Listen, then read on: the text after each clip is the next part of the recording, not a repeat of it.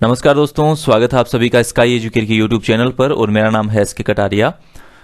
दोस्तों, अपनी जो संस्कृत की शिक्षण विधियों की जो वीडियो सीरीज चल रही थी उसको इसी वीडियो के साथ कंप्लीट कर रहे हैं। इसके बाद में इसकी टेस्ट सीरीज शुरू कर देंगे। तो थ्योरेटिकल रूप से जितने भी टॉपिक थे उन सबको मैंने कंप्लीट पढ़ा दिया है। लैंग्वेज फर्स्ट के लिए तो, और लैंग्वेज सेकंड जो है उसके लिए भी ये समान रूप से काम करेगा। केवल एक टॉपिक और बचा हुआ है लैंग्वेज सेकंड में, तो वो अगले वीडियो में उसको पढ़ लेंगे। तो दोनों लैंग्वेज के लिए कंप्लीट शिक्षण विधियों का कोर्स हो जाएगा। लैंग्वेज फर्स्ट के लिए यदि आप संस्कृत सब्जेक्ट चुनते हैं तो इस वीडियो के साथ ही आपकी शिक्षण विधियां कंप्लीट हो रही हैं, और यदि आप लैंग्वेज सेकंड के रूप में संस्कृत को चुनते हैं तो आपको एक टॉपिक और पढ़ना है। वो टॉपिक अभी बचा हुआ है, उसको भी अगले वीडियो के साथ कंप्लीट कर देंगे। तो इस तरह से आपके लैंग्वेज फर्स्ट और लैंग्वेज सेकंड दोनों में यदि आप संस्कृत लेते हैं तो आपकी शिक्षण विधियों का कंप्लीट कोर्स इन वीडियोस के माध्यम से हो चुका है। वीडियो के 26 पार्ट अब तक बन चुके हैं और सभी की पीडीएफ अपने टेलीग्राम चैनल पर डाल दी गई है। ये जो मूल्यांकन वाला टॉपिक चल रहा था ये 3 भागों में कंप्लीट हुआ है, तो इसकी पीडीएफ नहीं डाली है, तो अभी जस्ट इस वीडियो के बाद में उसकी पीडीएफ भी डाल दूंगा। और साथ ही आपको पूरे 26 भागों की एक ही पीडीएफ का फॉर्मेट भी वहां पर मिलेगा, ताकि यदि आप प्रिंट करवाना चाहें तो उसको प्रिंट करवा कर भी आसानी से पढ़ सकें। क्योंकि अभी तक जितने भी पार्ट डाले थे वो टुकड़ों में थे, यानी कि जैसे जैसे वीडियो बने जितने पार्टों में उतने पार्टों में ही पीडीएफ वहां पर मैंने डाली, ताकि आप साथ साथ में रिवीजन कर सकें। तो अभी इस वीडियो के बाद में आपको पूरे के पूरे 26 भागों की पीडीएफ अभी थोड़ी देर बाद अपने ग्रुप में मिल जाएगी। तो ग्रुप आप ज्वाइन कर लो अगर आपने नहीं किया है तो।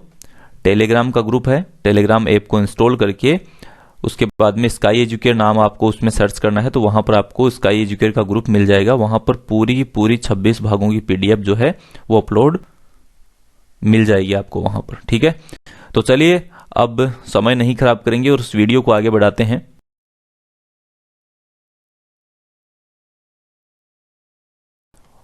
और वीडियोस का नोटिफिकेशन यदि आपको अभी भी नहीं मिल रहा है तो चैनल को सब्सक्राइब आपने नहीं किया होगा, सब्सक्राइब करके आप नोटिफिकेशन बेल को जरूर हिट करिएगा, ताकि जैसे ही नेक्स्ट वीडियो अपलोड किया जाए उसका नोटिफिकेशन आपको भी सबसे पहले मिल सके।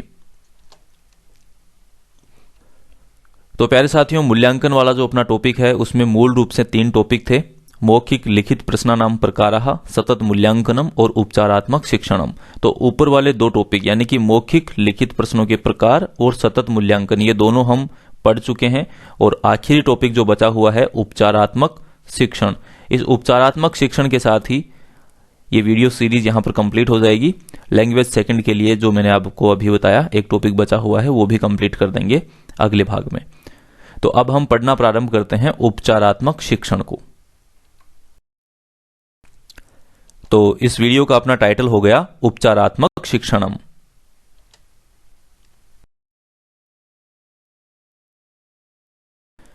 सबसे पहले उपचारात्मक शिक्षण का तात्पर्य समझते हैं कि इसका तात्पर्य आखिर है क्या। देखिए, उपचार जो शब्द है यह चिकित्सा शास्त्र का शब्द है और इसको शिक्षा जगत में भी प्रयोग हम कर रहे हैं। शिक्षण के परिप्रेक्ष्य में, यानी शिक्षण में जो कमियां रह जाती हैं उनका उपचार किया जाता है, इसलिए हम उसी शब्द को यहां पर भी प्रयोग में ला रहे हैं। जिस प्रकार एक डॉक्टर विभिन्न परीक्षणों के द्वारा रोगी के रोग के कारण का पता लगा करके उसकी उचित चिकित्सा करता है, ठीक उसी प्रकार से एक कुशल शिक्षक विभिन्न शिक्षण विधियों तथा प्रविधियों के माध्यम से, परीक्षणों के माध्यम से, निरीक्षण तथा वार्तालाप के माध्यम से शैक्षणिक दृष्टि से पिछड़े हुए बच्चों और कमजोर बच्चों की कठिनाइयों का पता लगाकर उसको उपचारात्मक शिक्षण के द्वारा कठिनाइयों को दूर करते हुए विद्यार्थियों की जो सीखने की क्षमता है उसको आगे बढ़ाता है, उसमें वृद्धि करता है और सामान्य बालकों की श्रेणी में लाने का प्रयास करता है। कहने का तात्पर्य यह है कि जो कमजोर बच्चे हैं, जो पिछड़े हुए बच्चे हैं, उनको शिक्षण में कहां पर कठिनाई आ रही है और किस वजह से वह पिछड़े हुए हैं, उन चीजों का पता लगाना और फिर उसका उपचार करना। यानी अगर शिक्षण के लिए विशेष परिस्थितियों की जरूरत पड़ी तो वह भी कार्य करना और उन बच्चों की शैक्षणिक शैली का विकास करना और उसका उपचार करते हुए उनको सामान्य जो बालक हैं उनकी श्रेणी तक लाना ही उपचारात्मक शिक्षण का अर्थ है।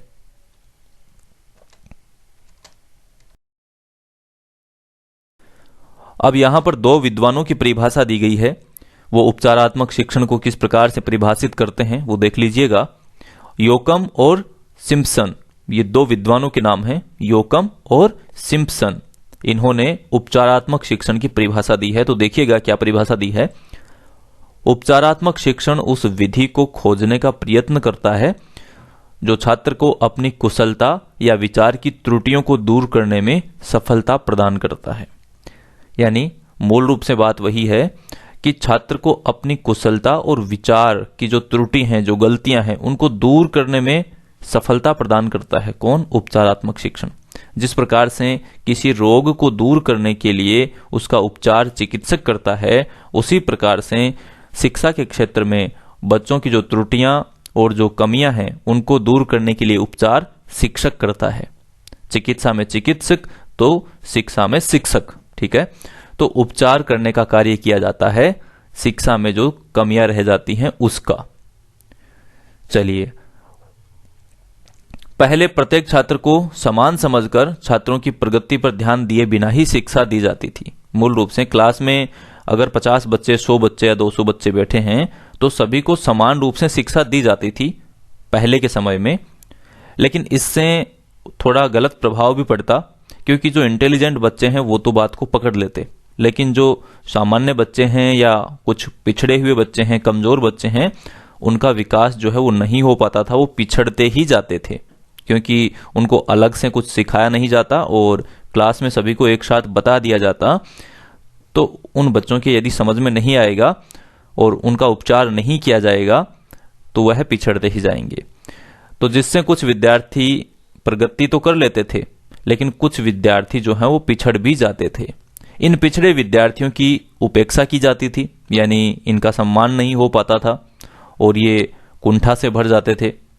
मनोविज्ञान के अनुसार सभी विद्यार्थियों को सीखने और समझने की शक्ति एक समान नहीं होती। यानी मनोविज्ञान क्या कहता है, शिक्षा मनोविज्ञान, कि सभी विद्यार्थियों की सीखने और समझने की जो शक्ति है वो अलग अलग होती है। कुछ तीव्र गति से सीख जाते हैं तो कुछ धीमी गति से सीखते हैं। इसलिए नवीन शिक्षा पद्धति में इन शिक्षार्थियों के सीखने में होने वाली कठिनाइयों का पता लगाने की प्रक्रिया निदानात्मक शिक्षण के नाम से जानी जाती है।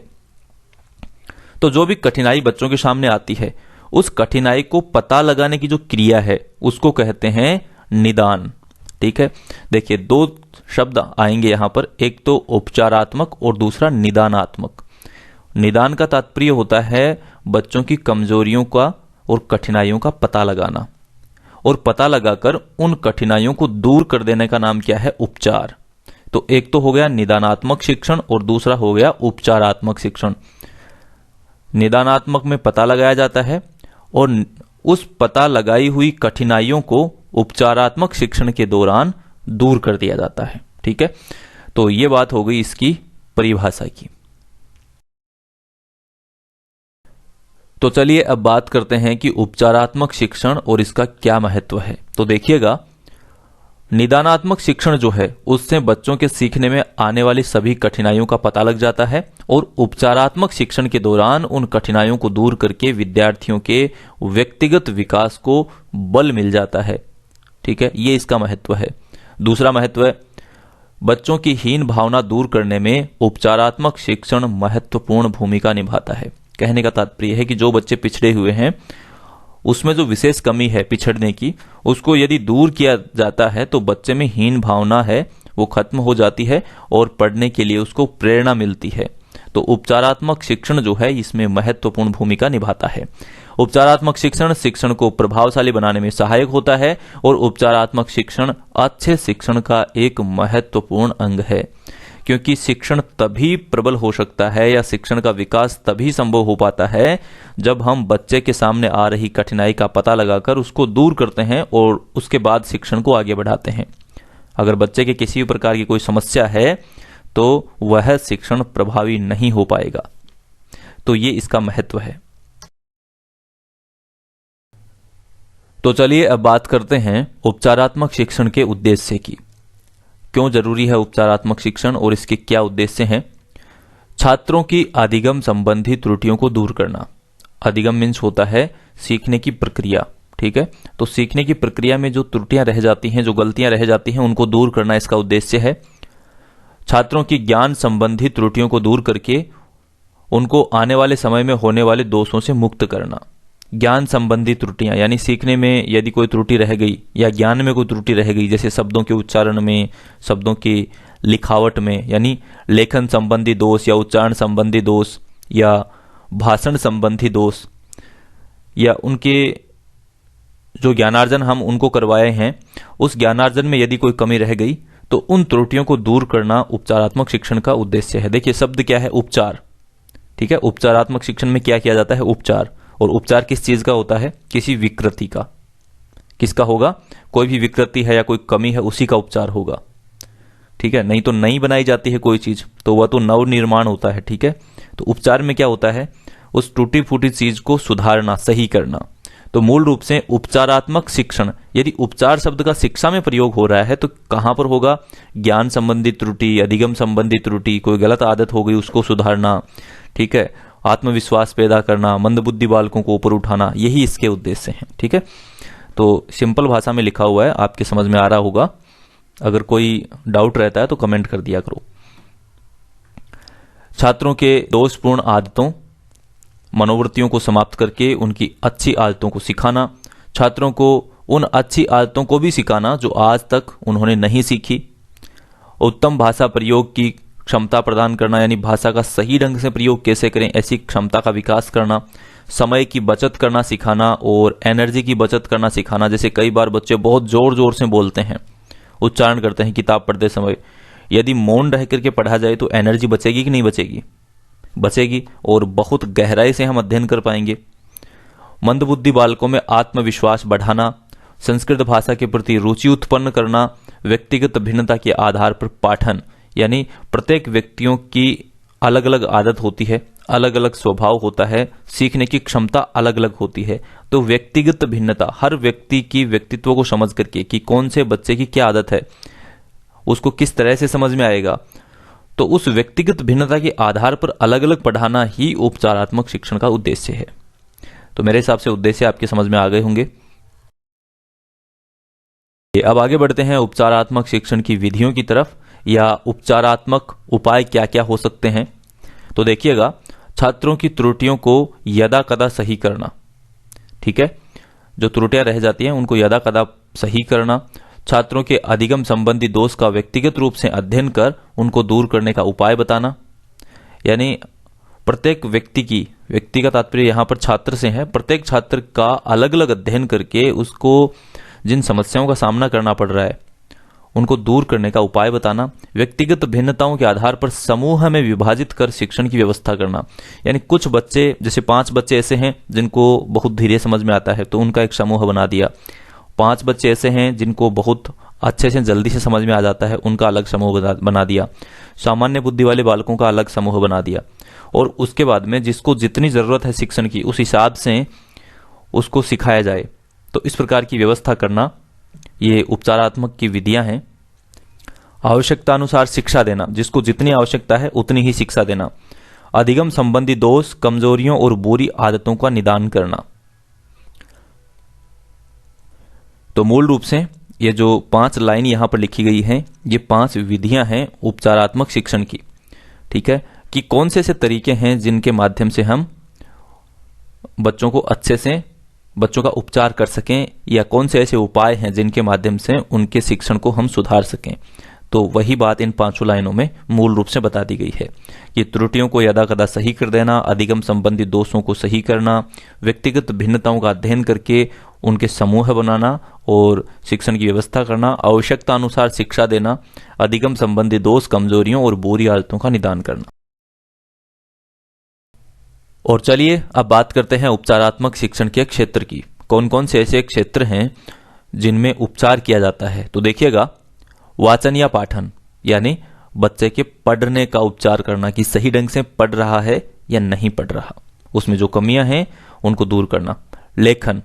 लेखन संबंधी त्रुटियों को दूर करना, लेखन का क्षेत्र, उच्चारण का क्षेत्र। देखिए, एक तो होता है वाचन मीन्स देख करके पढ़ना, और एक होता है उच्चारण मीन्स जो भी शब्द वह बोल रहा है वो शुद्ध बोल रहा है या नहीं बोल रहा। तो एक तो देखकर पढ़ना और एक उच्चारण करना, ये दोनों अलग अलग चीजें हैं। उच्चारण में उच्चारण स्थान वगैरह का ध्यान रखा जाता है, हालांकि वाचन में भी उनका ध्यान रखना होता है, लेकिन वाचन में जो लिखा हुआ है वो ही बोल पाएगा, उच्चारण में वह बिना लिखा हुआ भी बोलता है, अपने भावों की अभिव्यक्ति भी करता है। भाषा या व्याकरण संबंधी क्षेत्र हो गया और एक अंक गणित का क्षेत्र हो गया। इन सभी विषयों पर उपचारात्मक शिक्षण प्रदान किया जाता है।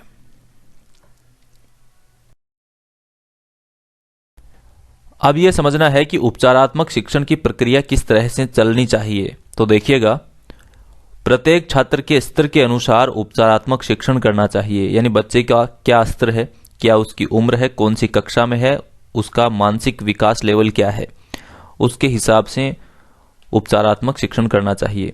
प्रत्येक सप्ताह छात्र की प्रगति की जांच होनी चाहिए कि इस सप्ताह में कितना सुधार हुआ और अभी क्या कमी बनी हुई है। छात्र में यदि दोष दिखाई दे तो उन्हें प्रदर्शित नहीं करना चाहिए, क्योंकि इससे हीन भावना जागृत होती है, बल्कि उसका उपचार ही करना चाहिए, उसकी कमी को शुरू कर देना चाहिए, बल्कि बच्चे को कोसना नहीं चाहिए और सभी बच्चों के सामने उसका प्रदर्शन नहीं करना चाहिए कि देखिए इसमें ये कमी है, उस पर हंसना नहीं चाहिए। ऐसा करने पर बच्चों में हीन भावना का असर दिखाई देता है और हीन भावना का असर उसके अधिगम पर भी पड़ेगा, इसलिए उसका उपचार करना चाहिए। अब बात करते हैं उपचारात्मक शिक्षण निर्माण प्रक्रिया की, यानी उपचारात्मक शिक्षण का निर्माण जब हम कर रहे होते हैं तो उसकी जो प्रक्रिया है उसको समझना है इसमें। तो देखिएगा, निदानात्मक परीक्षणों में छात्रों के द्वारा की गई त्रुटियों का विश्लेषण अवश्य करना चाहिए। देखिए, उपचार कब होगा? जब पहले निदान का कार्य किया जाएगा। निदान मीन्स कमियों का पता लगाना। तो जब हम बच्चों की कमियों का पता लगाने के लिए परीक्षण कर रहे होते हैं तो छात्रों के द्वारा की गई त्रुटियों का विश्लेषण अवश्य करना चाहिए, यानी बच्चों ने कौन कौन सी गलतियां की है उन गलतियों का विश्लेषण करना चाहिए, उनका एनालिसिस करना चाहिए, तभी उसका सही ढंग से उपचार जो है वो संभव हो पाएगा। अगली लाइन क्या लिखी है देखिएगा, त्रुटियों के आधार पर अलग अलग अभ्यासों का निर्माण करना चाहिए। कौन से बच्चे में क्या त्रुटि है और कौन से बच्चे में क्या त्रुटि है। सभी बच्चों में अलग अलग गलतियां होंगी, अगर कुछ कॉमन गलतियां हैं, सभी में समान हो रही हैं, तो एक ग्रुप में उसको बता देना चाहिए। और यदि कुछ बच्चों में अलग कमियां हैं, दूसरे बच्चों में अलग कमियां हैं, तो उनको अलग अलग अभ्यास करने का निर्माण करना चाहिए। विशेष सामग्री के आधार पर त्रुटियों के प्रकार एवं उनके कारण जानना चाहिए, यानी यदि किसी विशेष सामग्री की आवश्यकता पड़ी तो उसका बंदोबस्त भी करना चाहिए और जो कमियां हैं उसके कारण को जानने की कोशिश करनी चाहिए। अध्ययन के अनुसार ही अभ्यास माला का निर्माण होना चाहिए। अभ्यास माला मीन्स जो अभ्यास करने की जो साइकिल है, जो सर्किल है, किस तरह से अभ्यास करना चाहिए, एक क्रम होता है उसका। तो अध्ययन के अनुसार, जिस अनुसार हम पढ़ रहे हैं उसी के अनुसार उसकी अभ्यास माला का निर्माण होना चाहिए। एक ही प्रकार की त्रुटि के लिए विभिन्न प्रकार के अभ्यास प्रश्न होने चाहिए। यदि कोई त्रुटि है और यदि वह सही होने में दिक्कत आ रही है तो अनेक प्रकार के अभ्यास करने चाहिए उस त्रुटि को दूर करने के लिए। तो ये उपचारात्मक शिक्षण निर्माण की प्रक्रियाएं हैं, मेरे हिसाब से समझ में आ गई होगी। तो इसी के साथ अपना उपचारात्मक शिक्षण का टॉपिक भी कंप्लीट होता है और इस टॉपिक के साथ ही मूल्यांकन शिक्षण वाला टॉपिक, यानी कि इकाई 6 शिक्षण विधियों की इकाई 6 में जो सिलेबस में दिया हुआ है मूल्यांकन, वो टॉपिक भी इस वीडियो के साथ कंप्लीट हो रहा है। और इसी वीडियो के साथ अपनी शिक्षण विधियों में संस्कृत लैंग्वेज फर्स्ट की शिक्षण विधियों का कंप्लीट सिलेबस भी हो चुका है। अब इसकी टेस्ट सीरीज शुरू करेंगे और जो लैंग्वेज सेकंड के रूप में यदि आप संस्कृत भाषा चुनते हैं तो ये 26 पार्ट तो आपके लिए समान रूप से काम आएंगे और एक टॉपिक एक्स्ट्रा है उसका वीडियो जस्ट इसके बाद बना देंगे, तो आपके लिए भी यह शिक्षण विधियों का कंप्लीट कोर्स हो जाएगा। और उम्मीद करता हूं ये पूरा कोर्स आपको जरूर पसंद आया होगा। अगर आपको पसंद आया है तो कमेंट करके मुझे जरूर बता दें कि आपके लिए ये हेल्पफुल रहा या नहीं, और इन वीडियोस को आप अपने दोस्तों के साथ जरूर शेयर करिएगा। इन वीडियोस को आप लाइक करके मेरा मनोबल भी बढ़ा सकते हैं। इन सभी वीडियोस की PDF आपको निःशुल्क अपने ग्रुप स्काई एजुकेयर में मिल जाएगी। अगर आप अभी तक ग्रुप से दूर रहे हैं या ज्वाइन नहीं हो पाए हैं तो आप एक टेलीग्राम का ऐप इंस्टॉल कीजिए और इंस्टॉल करने के बाद उसमें सर्च करिए स्काई एजुकेयर, तो वहां पर आपको अपना ग्रुप मिल जाएगा। उस ग्रुप में सारे वीडियोस की PDF आपको मिल जाएगी बिल्कुल फ्री ऑफ कॉस्ट। तो उम्मीद करता हूँ ये कोर्स भी और ये वीडियोस भी आपको पसंद आए होंगे, पीडीएफ भी आपको पसंद आई होंगी। तो लाइक शेयर करते रहिएगा। मैं मिलूंगा आपसे नेक्स्ट वीडियो के साथ, तब तक के लिए नमस्कार और जय हिंद, जय भारत।